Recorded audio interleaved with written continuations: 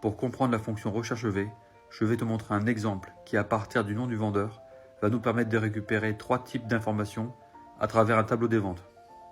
Pour calculer le nombre d'unités de vente, écris égale recherche V, puis saisis en premier argument le nom du vendeur, verrouillé en ligne et en colonne. Le deuxième argument sera la sélection du tableau, bloqué également en ligne et en colonne. En troisième argument, la position de la colonne des unités de vente, ici le numéro 3. En quatrième argument, le type de correspondance qui sera exact, puisque nous recherchons exactement le nom d'un vendeur. Le résultat est erroné, car le tableau commence par les régions, alors qu'il doit impérativement commencer par le nom du vendeur. Remplacez donc la colonne B par la colonne C, puis passez le numéro de colonne de 3 à 2, puisque les unités de vente apparaissent juste après le nom du vendeur. 3964 est bien le nombre d'unités vendues par David Maillet. Pour le calcul de la marge, copiez le résultat, puis effectuez un collage spécial par formule. Venez modifier la colonne 2 par la colonne 4, puisque la marge se situe en 4e position. 27% correspond bien au taux de marge de David Maillet. Pour retrouver la région, copiez de nouveau le résultat et effectuez de nouveau un collage spécial par formule.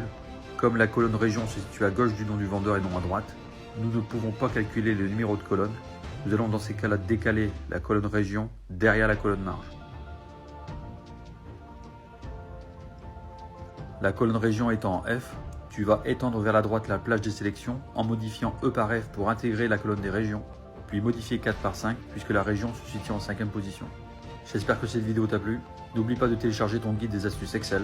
Si tu ne me connais pas, moi c'est Chris et je t'invite à rejoindre Excel Booster pour monter en compétence sur Excel.